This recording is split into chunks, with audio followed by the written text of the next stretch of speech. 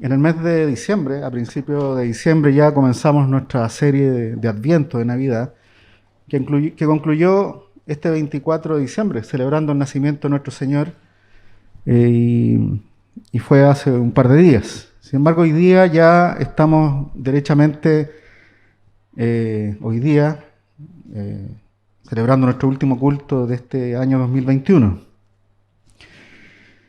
Y bueno, el pastor no estaba con nosotros hoy día, él está en Red, en la iglesia Red, tenía que oficiar ahí, hay unas oficiales que había que instalar, así es que no está hoy día con nosotros.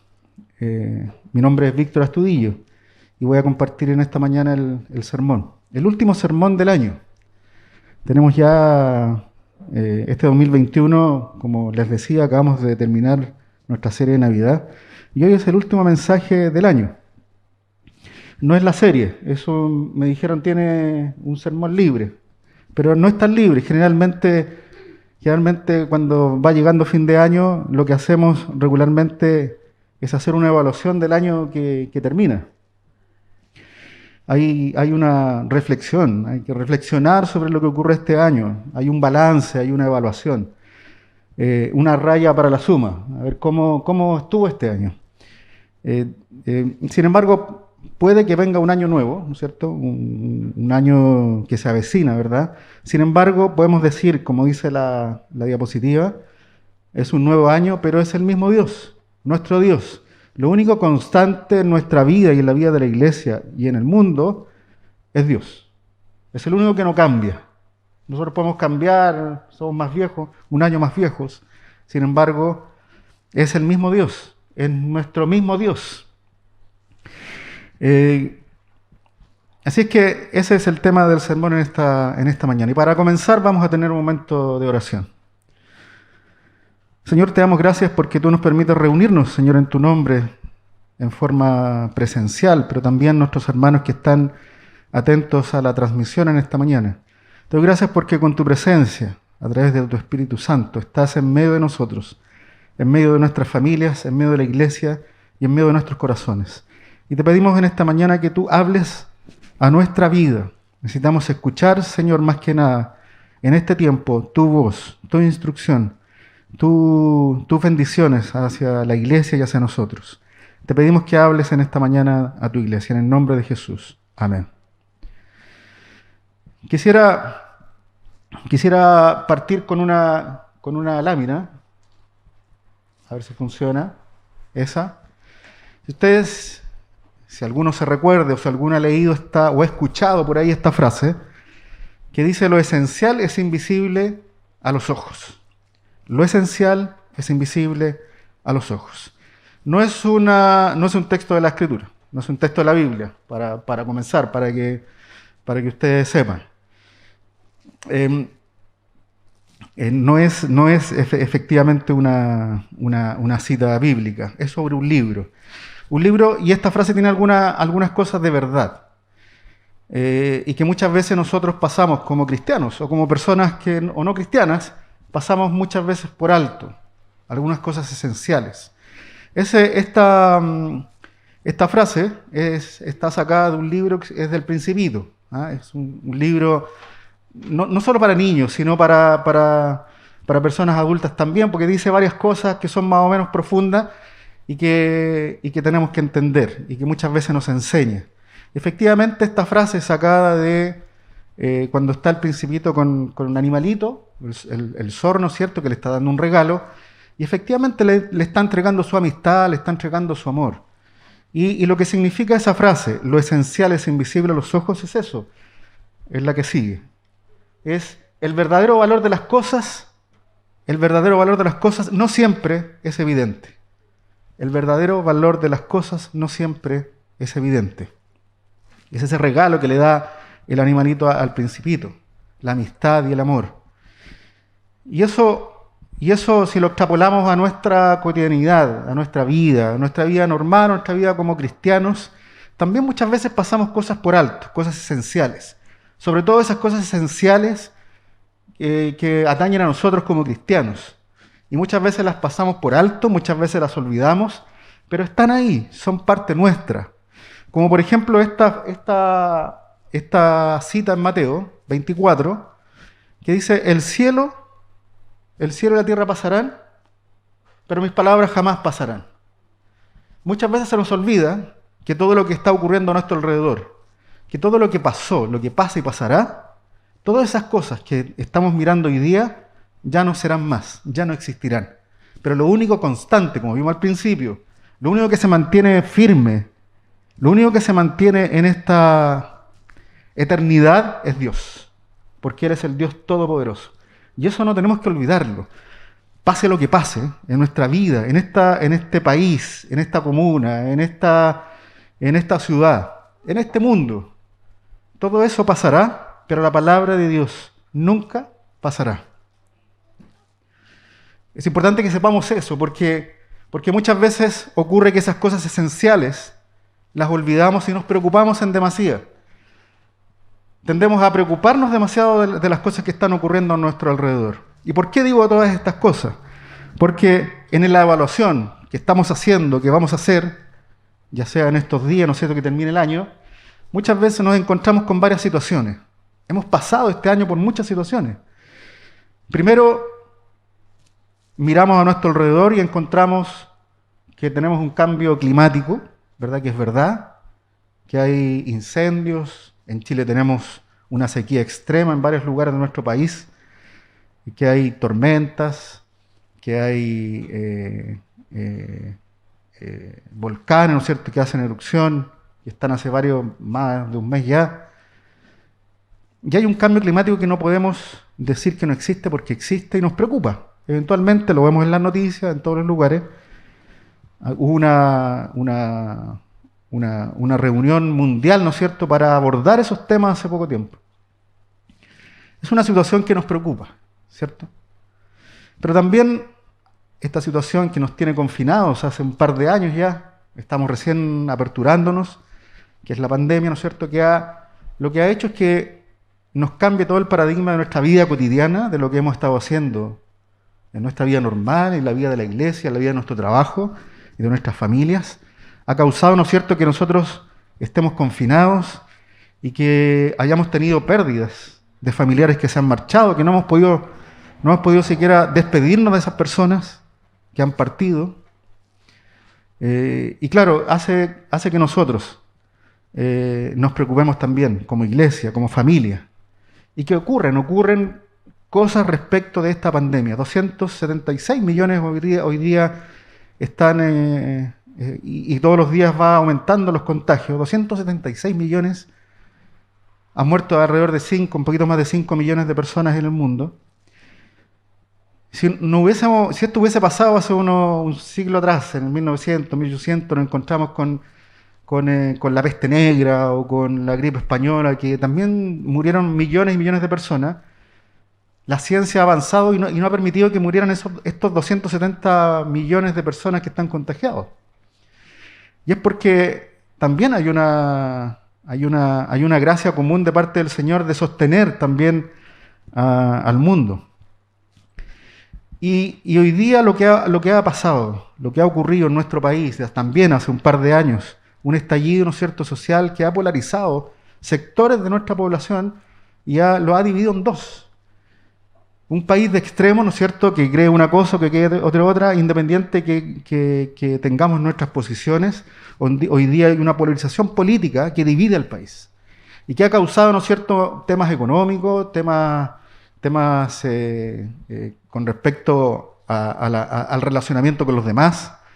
Y hasta hace unas semanas tuvimos esta elección presidencial que lo vemos cómo se ha polarizado respecto de esta sociedad chilena. Entonces nos han pasado cosas, han ocurrido cosas y pueden haber otras más que están ahí en el tintero. Cuando hacemos la evaluación pensamos en estas cosas, principalmente en estas cosas, creo yo. Entonces, pero sin embargo, como leíamos en el texto anterior, ¿cierto?, todas estas cosas pasarán, pero uno constante, la palabra de Dios, no las hojas de la Biblia, sino la palabra poderosa de Dios es la que permanece para siempre. Eso como base, ¿no es cierto?, de nuestra predicación. Pero hay también respecto de lo que acabamos de mencionar, hay dos tipos de personas respecto de lo que ocurre hoy día en la sociedad. Una son algunas personas que niegan lo que ocurre y otras que son realistas a lo que ocurre.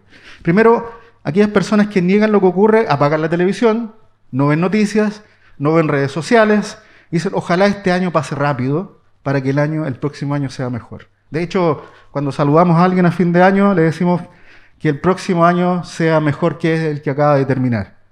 Que tenga un buen año. No está mal tampoco que tengamos un buen año, que el Señor nos bendiga en este próximo año. Pero hay personas que niegan eso, no quieren saber nada de lo que está ocurriendo, quieren estar aislados de lo que está ocurriendo, lo que está pasando. Pero hay otras personas que también son al revés, son más bien realistas de lo que está ocurriendo.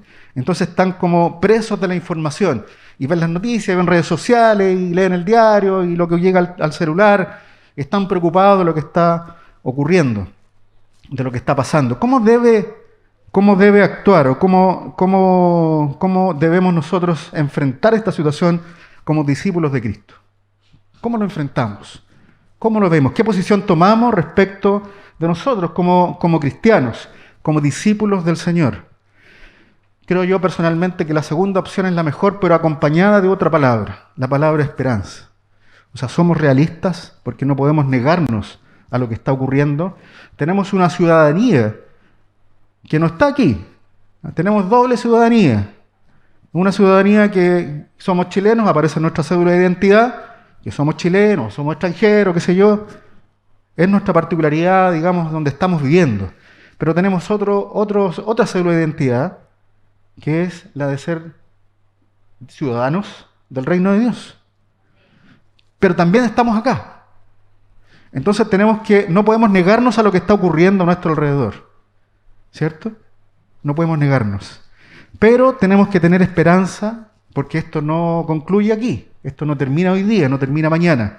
El Señor sabe lo que va a ocurrir en el futuro, y ahí sí está el fin. Pero nosotros no sabemos.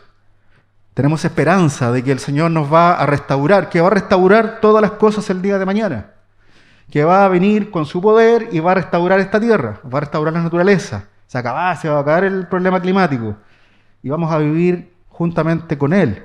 Nos va a invitar a su mesa, vamos a estar con Él. Y esa es nuestra esperanza, la esperanza. Realistas, pero también teniendo esperanza. Entonces nos llama a que seamos y colocar nuestra vida, ¿no es cierto?, a los pies del Señor, teniendo esperanza, porque esta historia todavía no termina. Dios va a renovar, ¿no es cierto?, nuestra vida, va a renovar la iglesia, va a renovar nuestras familias. Y respecto de eso, quiero que leamos en Lamentaciones 3, 19, 20, vamos a estar hasta el 24, pero vamos a leer de a párrafo, el 19 al 20, el 21 y después del 22 al 24. ¿Y por qué?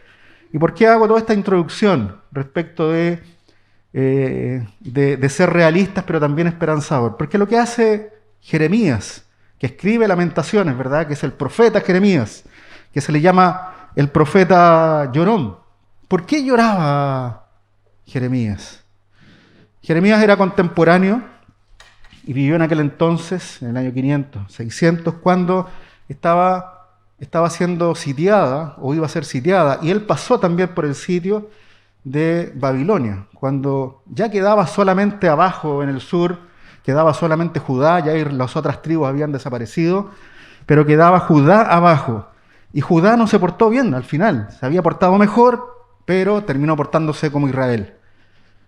Y Dios dijo, también los voy a castigar, y los voy a sacar de Judá, los voy a llevar al exilio, y efectivamente es lo que ocurre, es lo que ocurrió. Y por eso que Jeremías llora tanto por la ciudad, llora tanto por Judá, por lo que queda, por Jerusalén, por el templo.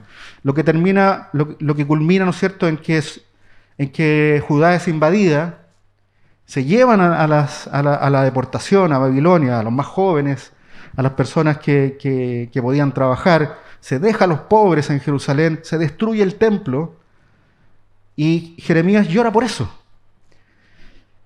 Llora por eso. Y es lo que está, él en estos primeros capítulos de Lamentaciones, el 1, el 2 y sobre todo el 3, él está recordando recordando y mirando el pasado, siendo realista, mirando lo que está ocurriendo y lo que va a ocurrir. Y por eso él se lamenta, y por eso él llora, porque está mirando lo que va a ocurrir. Y él pasa por eso también. Cuando llega a Babilonia, era contemporáneo de aquel entonces, también es llevado preso, también hay una situación, una historia ahí que es muy interesante. Sin embargo, lo que llegamos a este punto, estos dos versos, primero, que él está recordando lo que está ocurriendo, lo que le va a pasar a Judá. Y en Lamentaciones 3, entonces 19-20, leamos, dice: recuerda que ando errante y afligido, que estoy saturado de hiel y amargura. Siempre tengo esto presente y por eso me deprimo. Y por eso me deprimo. Fíjese que muchas veces miramos hacia a nuestros amigos, nuestros hermanos, que andan como tristes, ¿no? Y ha pasado también en este periodo que hemos estado en pandemia, que hay gente que anda afligida, que tiene temor, ¿no es cierto? Que está afligido. El profeta estaba idénticamente igual. Y no podemos pensar que un profeta que recibe la voz de Dios y que da ese mensaje al pueblo, que tiene una relación más directa con Dios, no le iba a pasar. De todas maneras le pasaba y le pasa a las personas. ¿Por qué? Porque se sienten atribuladas, se sienten afligidas. ¿Y eso nos puede pasar a nosotros? Una pregunta. Por supuesto que nos puede pasar. Por supuesto que podemos andar tristes, podemos andar amargados, podemos andar deprimidos, afligidos, dice ahí, ¿verdad? Afligido, saturado de hiel, amargo. Y esto siempre anda en mi cabeza, dice. Siempre anda aquí presente. Tanto así que me deprimo. Estaba deprimido, ¿eh? Como para el psicólogo, como para ir al psiquiatra estaba Jeremías. Porque estaba realmente estaba acongojado por lo que estaba ocurriendo con el pueblo, con Judá, con lo que iba a ocurrir con el templo, con su centro, con su vida, con su pueblo. Entonces estaba muy triste. Sin embargo, el texto no queda ahí, ¿cierto? No queda ahí. No podemos quedarnos en lo que está aquí, ¿no es cierto? De que andamos tristes y agobiados. Porque nosotros él también lo tenía la opción de arrodillarse ante Dios y decirle: por favor, Dios, ayúdame. No nos podemos quedar en la amargura, en la aflicción. Debemos evaluar lo que nos está ocurriendo a la luz de la Escritura. La tenemos ahí, en nuestra casa. La podemos abrir. Y el Señor nos habla de sus promesas. Y debemos aprender de lo que está ocurriendo a nuestro alrededor. Debemos aprender del profeta, de lo que está diciendo, de lo que está pasando. Debemos aprender y sacar lecciones de lo que está ocurriendo también en nuestra vida. Y yo creo que nosotros hoy día, ahora que estamos terminando el año, tenemos que pensar y mirar hacia atrás como lo hace el profeta, que está recordando en este capítulo 3 de lo que está haciendo Jerusalén y por qué cayó en lo que cayó. También nosotros tenemos que mirar hacia atrás. También tenemos que mirar lo que ha ocurrido en este año. Y hay cosas y yo diría que hay 3 cosas básicas que nos han pasado, pueden haber más, pero yo creo que hay 3 lecciones en esta pandemia, en este confinamiento que hemos pasado, que tenemos que examinar. Primero, muy importante, las relaciones son un tesoro. Las relaciones son un tesoro. Ya sea que sean familiares, de amistad o laboral o de hermandad, las relaciones son un tesoro. Como decíamos hace un rato, hay personas que han perdido a sus familiares, que no se han podido despedir y que no hubo caso. Hace un par de días atrás vimos un accidente de una niña que en un segundo pierde su vida por una camioneta que se vuelca. Y terminó su vida, no pudo ni siquiera pensar en lo que estaba ocurriendo. Y fíjense que el Señor nos da la oportunidad de cultivar esas relaciones, porque las relaciones, como dice ahí, son un tesoro, son un bien escaso, además.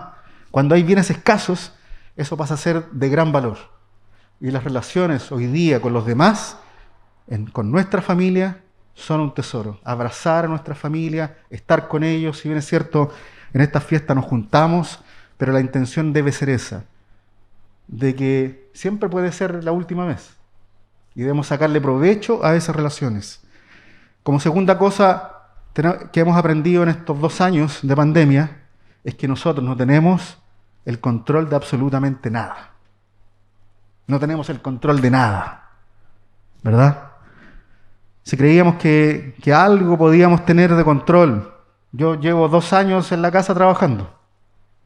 ¿Cuándo íbamos a creer que íbamos a estar tanto tiempo trabajando de nuestra casa? Era impensado, se escapaba de nuestras manos. Independiente que sea bueno o malo, las situaciones, lo que han ocurrido en este tiempo es que no tenemos control de nada, ni de nuestros proyectos, ni de nuestros planes, ni de nuestros negocios. Las personas que tienen negocios, indudablemente muchas perdieron, no solamente por la pandemia, sino por el estallido social, perdieron sus negocios que eran antiquísimos. ¿Por qué? Porque no tenemos el control de nada. Y también lo que ha ocurrido es que ha crecido el humanismo. Fíjense que en este tiempo lo que vemos es que el hombre se ha centrado más en el hombre. El hombre ha sido el centro del universo. Eso no es verdad. El centro del universo es Dios. Nosotros tenemos que girar en torno a Él. Nosotros somos, y creemos, y así lo decimos, es que somos cristocéntricos. Porque nuestra vida gira en torno a Cristo. No Cristo en nosotros. Él no gira en torno a nosotros. Eso no es verdad. Nosotros tenemos que girar en torno al Señor. Y ha ocurrido y lo hemos visto. La gente en este periodo de pandemia lo que quería era salir. No importaba. Y andaban en la calle, ¿no es cierto? Sin la mascarilla abajo. Querían salir. Alguna gente, igual en el periodo más álgido de la pandemia, hacían fiestas y se juntaban, ¿no es cierto? Y no les importaba nada respecto a los demás. En otros países, no aquí, pero en otros países hay un 50, un 60% de vacunación porque la gente no se quiere vacunar con las segundas dosis, con la primera o con la segunda. No hay responsabilidad colectiva porque hay un individualismo y soy yo, primero, segundo y tercero soy yo. Entonces lo que hemos visto es que ha crecido el humanismo. El centro de todo es el hombre. Y eso no es así. Nosotros creemos que el centro del universo es Cristo. Y que nosotros tenemos que girar en torno a ese nuestro Señor. Pero el texto que acabamos de leer, que Jeremías estaba triste, abatido, ¿no es cierto?, afligido, y que andaba eso siempre en su cabeza de que lo que iba a pasar con Judá, pero el verso siguiente, el verso 22, el verso 21, dice, pero hay algo que viene a mi memoria, ¿cierto? Le estaba recordando lo que estaba ocurriendo, hay algo que viene a mi memoria, lo cual me llena de esperanza. Lo cual me llena de esperanza. Él igual tiene esperanza. Fíjense que hace algo con lo que está ocurriendo. O sea, está triste, afligido, qué sé yo, pero igual hace algo. Igual viene a su corazón, a su mente, que hay algo de esperanza ahí. Igual nosotros. Nos reunimos aquí, pero sin embargo igual ahí tenemos un atisbo de esperanza. Porque conocemos la verdad. Y la verdad generalmente... Y ocurre, como lo dice Gálatas, nos hará, ¿qué cosa? Nos hará libres. Y entonces, los versos siguientes. Dice en Lamentaciones, el verso 22 al 24, dice, ¿cuál era esperanza? ¿Cuál era esa esperanza de Jeremías? ¿Cuál era? Dice, el gran amor del Señor nunca se acaba. Y su compasión jamás se agota. Ahí ya tenemos 2 cosas. ¿Qué cosas? ¿Qué características encontramos aquí? El gran amor del Señor, primero. Y su compasión, en otras traducciones es su misericordia. Ahí tenemos 2 cosas. El 23 dice, cada mañana se renuevan sus bondades. Es bondadoso. Muy grande es su fidelidad. Y aparece esa tremenda palabra como el himno. Grande es su fidelidad. Por lo tanto, digo, el Señor es todo lo que tengo, en Él tendré esperanza o esperaré. Dice que está con problemas, está con depresión, pero hay una lucecita ahí en su mente que se la coloca el Señor y a nosotros nos la coloca el Espíritu Santo. Y podemos entender su palabra a través de eso, que son 3 cosas básicas. Su gran amor, su misericordia y su fidelidad, según lo que dice ese texto. Su gran amor. El gran amor de Dios, su compasión o misericordia y su fidelidad, porque Él es bondadoso. ¿Y qué es ese gran amor? Cuando aparece ¿Se acuerdan ustedes cuando se está bautizando nuestro Señor Jesucristo? Viene la voz de Dios y dice, este es mi Hijo amado, en quien yo tengo complacencia. Este es mi Hijo amado. Su gran amor hace que mande a su Hijo Jesucristo, que era la deidad, que es Dios haciéndose hombre. Nunca más va a ser lo mismo. Jesús va a ser siempre Jesús. Lo vamos a poder mirar, lo vamos a poder tocar probablemente, pero va a ser Jesús por toda la eternidad. Es tanto su amor que cambió eso, la eternidad, su condición de poderío, de deidad, ¿cierto? Se hace hombre y viene a la tierra, uno como nosotros. Y Pablo dice que el Espíritu Santo en nosotros hace o nos muestra que nosotros somos hijos de Dios.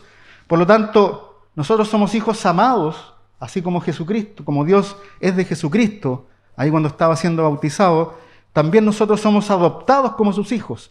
Por tanto, también Dios tiene su gran amor para con nosotros, que envió a su Hijo Jesucristo a morir en lugar nuestro y a salvarnos de nuestro pecado, a sacarnos del lodo cenagoso, como dice en el Salmo, ponernos nuestros pies sobre peñas, enderezar nuestros pasos y bendecirnos. Ese es su gran amor. El gran amor que Él hace es salvarnos y mandar a su Hijo Jesucristo. Pero también a través de eso tiene esa misericordia que es inagotable. Nos equivocamos, pecamos, nos paramos, pero volvemos a caer. Me recuerdo en los estudios de los días viernes hablábamos de Abraham, ¿no es cierto? Que era pecador, ¿no es cierto? Como cualquiera de nosotros. Presenta a su esposa como su hermana. Había sido él declarado como justo. No era justo, pero la presenta como su hermana. Y su hijo después comete el mismo error. Y Abraham 2 veces pasa exactamente lo mismo. 2 veces hace exactamente lo mismo. Pero el Señor está ahí. Lo considera como el Padre de la fe. Porque Él es misericordioso con nosotros y nos perdona. Su misericordia inagotable. No nos equivocamos, pero Él está siempre con nosotros a través de su gracia. Finalmente tenemos ese Dios que es fiel, que tiene fidelidad para con nosotros. Aunque nosotros seamos infieles, Él sigue siendo fiel. Y eso, como decíamos al principio, puede cambiar el año, pero es el mismo Dios, porque ese Dios no cambia. Es la constante que tenemos en esta vida, que Él es todopoderoso y también es fiel. Dijo, yo estoy con vosotros todos los días, ¿hasta cuándo? Hasta mañana, hasta el fin del mundo, hasta el fin de los tiempos. Va a estar con nosotros y nos va a acompañar siempre. Cuando andemos en sombra de muerte, en sombra de valle, de sombra de muerte, Él estará con nosotros, siempre, porque Él es fiel. El Salmo 16:5 dice, tú, Señor, eres mi porción y mi copa. Eres tú quien ha afirmado mi suerte. En las manos del Señor estamos. Cuando está Jesús orando por sus discípulos en Juan, dice, tú los pusiste en mi mano y yo los tengo en mi mano y yo los protejo porque son míos. Tú me los diste. Todos nosotros estamos en las manos del Señor. Estamos en su mano, en el hueco de su mano, y nada ni nadie nos podrá sacar de ahí, porque Él es nuestro Señor. Él afirma nuestra vida, Él va a afirmar. Pase lo que pase el próximo año, ¿no es cierto? El Señor va a estar con nosotros. Como decíamos al principio, esa frase del Principito, lo esencial a veces es invisible a los ojos. Tenemos que visibilizarlo, ponerlo en nuestra casa, así como hacían los judíos, en todos los lugares colocaban la ley de Dios. Visibilizarlo, porque Él es nuestro Dios y Él va a estar con nosotros y nos ama. Ese gran amor, esa misericordia y esa fidelidad. ¿Qué es lo que estaba apuntando el profeta? A eso. Nosotros igual lo debemos hacer. Su palabra es la que se mantiene y a veces, como ocurre generalmente, lo invisible, lo esencial es invisible a los ojos. Tenemos que tener cuidado con eso. Finalmente, para que podamos meditar, ¿no es cierto?, que en estas pocas palabras que hemos conversado en esta mañana, ¿en quién Es una pregunta. ¿En quién ponemos nuestra esperanza? ¿En quién la hemos puesto nosotros? Nuestra familia, la iglesia, ¿no es cierto? ¿En quién ponemos nuestra esperanza? El profeta estaba atribulado, afligido, estaba con depresión probablemente, sin embargo, su esperanza la pone en el amor de Dios, la pone en su misericordia y la coloca también en su fidelidad. Nosotros debemos hacer como el profeta también hizo, poner nuestras tribulaciones, nuestras dificultades, como lo hacemos en la oración de peticiones, ponemos nuestras peticiones delante de los pies de Dios. Tenemos que hacer lo mismo, poner nuestra vida, nuestra familia, nuestra iglesia, nuestro trabajo, todo lo que está a nuestro alrededor, ponerlo a los pies de nuestro Señor. Porque en Él está su amor, misericordia y fidelidad. No se nos olvide.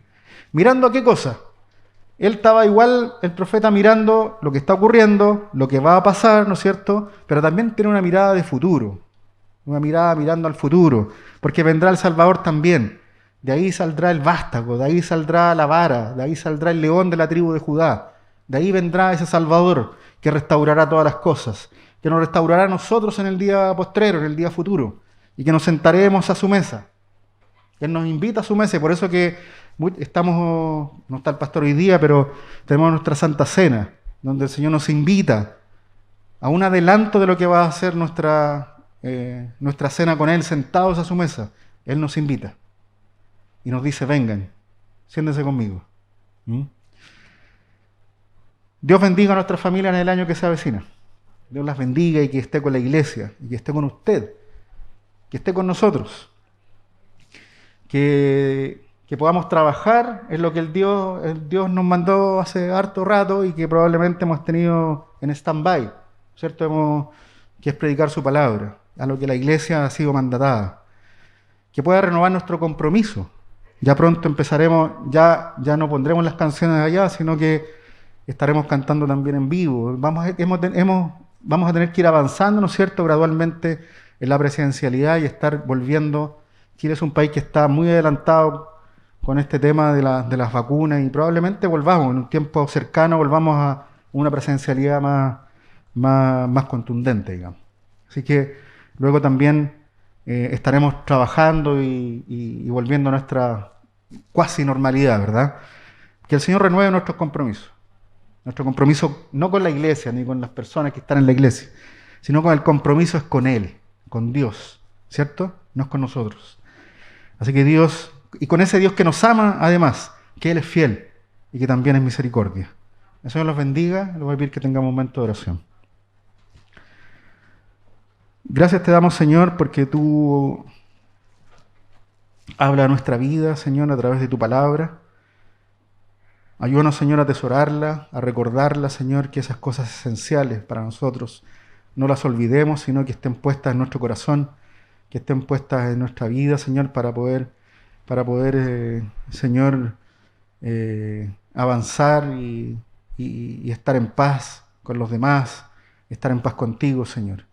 Gracias te damos por tu palabra leída, Señor.